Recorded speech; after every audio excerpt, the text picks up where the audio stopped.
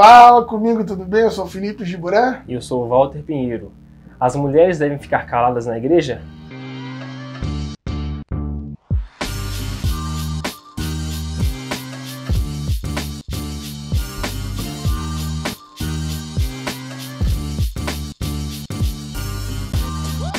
Bom, como tudo na teologia, nós estamos aqui falando do nosso ponto de vista, assentado sobre os nossos teóricos, e a gente vai trazer a nossa versão sobre esse texto. Porque fazer teologia é assim, né? É você entender que existem vários pontos de vista e que ninguém é capaz de fechar a questão sobre nada desse ponto de vista teológico, né? Esse texto, inclusive, que nós estamos falando, que está lá no 1 Coríntios 14, é um texto super controvertido e que existem várias polêmicas sobre a narrativa e as escrituras desse texto. O grande teólogo Gordon Fee, especialista em Novo Testamento e crítica textual, principalmente em Paulo, ele vai dizer que essa passagem em específico, ela não faz parte dos escritos originais da carta enviada à igreja de Coríntios. Ele vai dizer que os escribas eles acrescentaram essas passagens, esses textos posteriormente. E já, segundo Kenneth Bailey, ele vai dizer que o problema desse texto aí, ele é contextual. O que a gente pensa a respeito disso? E o que ele vai abordar? Ele diz que naquele mundo, naquela igreja, principalmente no Oriente Médio, era comum, primeiro, a separação do culto, da organização do culto. Homens sentavam de um lado e mulheres sentavam de outro lado. Todas as funções de gênero eram basicamente assim, bem definidas para a organização do culto cristão. E nesse caso específico das mulheres não falarem, a gente sabe que no mundo antigo os homens falavam as línguas formais e as mulheres tinham menos instrução e elas falavam as línguas mais populares, os dialetos mais cotidianos. Então o culto ali ele era falado em grego, um grego formal, e as mulheres provavelmente não entendiam aquilo que estava sendo dito na hora da ministração, da pregação. Então elas deveriam começar a conversar entre si, a ter um burburinho, deveriam perguntar umas para as outras ou para alguém que estava perto do que estava acontecendo, ou deveriam estar conversando entre si mesmo, e aquele tipo de conversa gerava um barulho excessivo que aí em algum momento da pregação o sacerdote ou a pessoa que estava com a palavra, ela falava para as mulheres abaixarem o tom de voz. Então basicamente era mais ou menos isso que acontecia ali.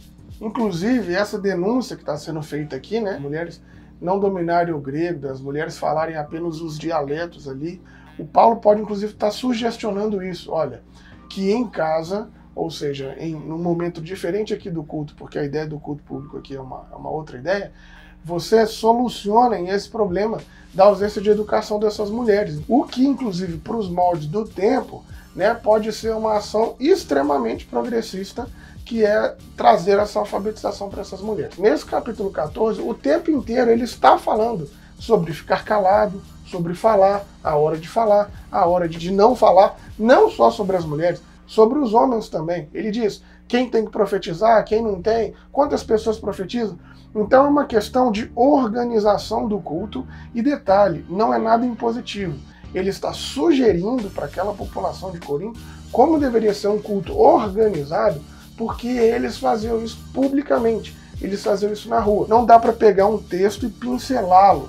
A gente tem que ler todo o contexto. O contexto do livro de Coríntios, quando você vai ver lá no capítulo 11, ele diz que as mulheres também, elas fazem parte do culto e da liderança do culto.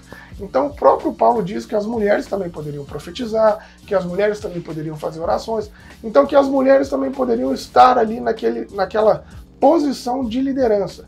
O que então rechaça pra gente essa ideia de que na igreja as mulheres não falavam, elas ficavam caladas, e tinham que falar só em casa com seus maridos. Sabe quando o professor está ali, ou a professora está ali dando uma aula, e que o pessoal ali do fundão está conversando? Então, é isso que o Paulo está chamando a atenção. Tem muita gente querendo prestar atenção, só que ainda não inventaram um microfone. Então a gente vai ter que dar uma segurada na onda, totalmente diferente do que uma repreensão de gênero no espaço da celebração. Quando a gente vai ver o mundo de Jesus, o ministério de Jesus, ele sempre valorizou em todos os sentidos a vida das mulheres, seja a questão do serviço, seja a questão do ensino, seja a questão do protagonismo. E aí a gente tem uma narrativa da vida de Paulo que vai falar que Paulo foi criado aos pés de Gamaliel. O que isso significa? Significa que ele foi instruído e ensinado aos pés de Gamaliel. Quer dizer que ele foi ensinado, instruído por um grande mestre. Nas cartas, nos evangelhos, a gente vai ter a narrativa de Marta e Maria, e que todo mundo pensa que Maria, que está aos pés de Jesus, ela está lá para servir, mas não é isso que o texto está dizendo. O texto está dizendo que Maria estava aos pés de Jesus, aprendendo com Jesus, assim como todos os discípulos estavam fazendo. Ou seja, a valorização do ensino às mulheres é muito importante. Por isso que eu acho que isso que o Gilberto acabou de apontar é bem essencial para a gente problematizar e tentar fazer uma crítica textual. E além disso, se a gente for levar esse texto na literalidade do que está escrito lá, que as mulheres têm que escalar só porque elas são mulheres e porque os homens dominam, a gente tem um equívoco muito grande, porque esse texto fala das mulheres que estão casadas, das mulheres que têm maridos, que tem que perguntar para o marido que está em casa. Mas e a mulher que não casou?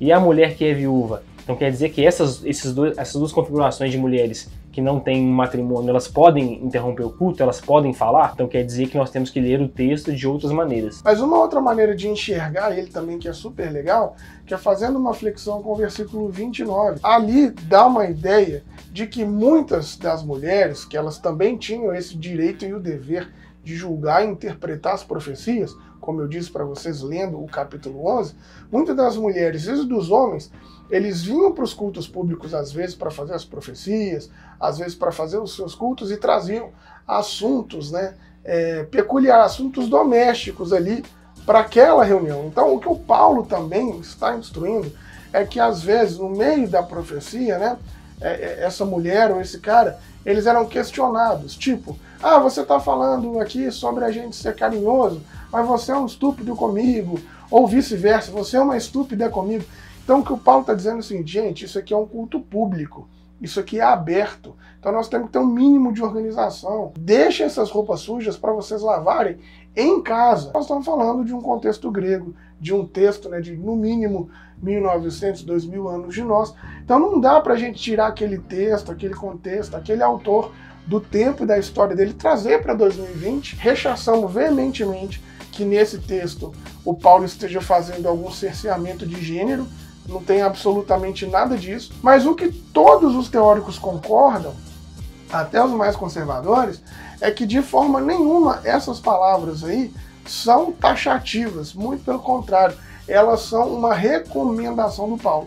Então até para você ter uma leitura conservadora, você vai entender que, se você quiser entender que é uma questão de gênero, que mulher não pode falar, que tem que respeitar o marido e perguntar isso em casa, que eu acho um absurdo, mas se você quiser entender isso, mesmo assim você vai ter que entender que é uma recomendação, não uma ordenança. Mas é um texto controvertido e que são pouquíssimas palavras. O Paulo disse ali o início de um versículo. Então é difícil a gente pensar numa perseguição de gênero por conta de pouquíssimas palavras. E, encerrando, quando a gente pega o todo da carta, o todo da obra do Paulo, o todo do Evangelho, a gente percebe por si só, não precisava de nenhum caminho desse aqui, mas percebe que seria impossível estar falando de um cerceamento de gênero nesse contexto, porque a proposta de Jesus, como o Walter falou, é a dignificação das mulheres. Simples, mas revolucionária.